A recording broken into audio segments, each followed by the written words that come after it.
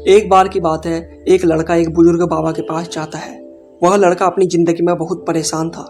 घर की सारी जिम्मेदारियां उसी पर थी और इसी वजह से वह अपने आप को भी ज्यादा टाइम नहीं दे पाता था और बस दिन रात काम किया करता था। वह अपने दोस्तों और फैमिली वालों को भी टाइम नहीं दे पाता था।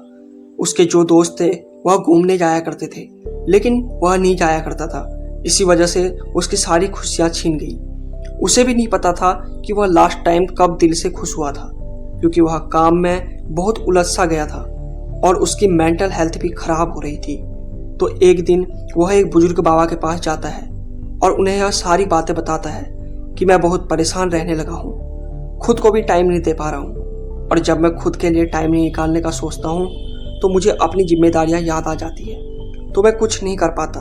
अब आप ही मुझे कोई रास्ता बताएं। वह बुजुर्ग बाबा उस लड़के को एक दिन एक नदी के पास बुलाते हैं। जब लड़का नदी के पास जाता है तो देखता है वह बुजुर्ग बाबा पहले से ही उसका इंतजार कर रहे थे। लड़का बाबा से कहता है कि अब बताएं बाबा, अब मुझे क्या करना है। तो बुजुर्ग बाबा उस लड़के से कहते हैं कि बताता हूँ, लेकिन पहले हमें नदी की उस साइड में जाना है, मतलब नदी के उस किनारे पर जाना है, बाद में मैं तुम्हें बताऊंगा।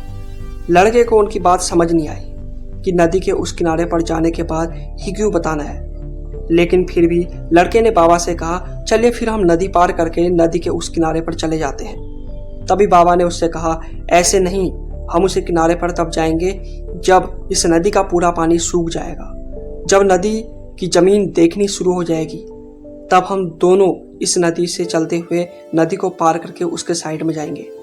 लड़के ने बाबा की तरफ देखते हुए कहा बाबा, अब आप यह क्या बोल रहे हो? जब इस नदी का सारा पानी सूख जाएगा तब हम यह नदी पार करके जाएंगे? तो शायद ऐसा कभी नहीं होगा। यह बात बोलते हुए वह लड़का समझ गया कि बाबा उससे क्या कहना चाहते हैं।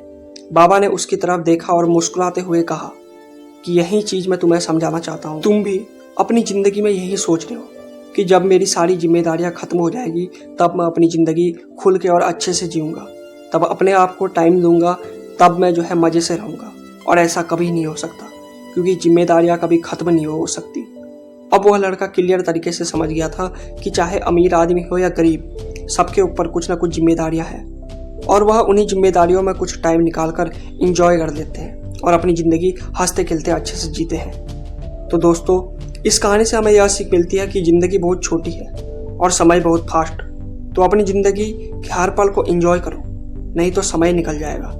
और अगर यह कहानी आपको अच्छी लगी तो प्लीज़ अपने दोस्तों को ज़्यादा से ज़्यादा शेयर करें।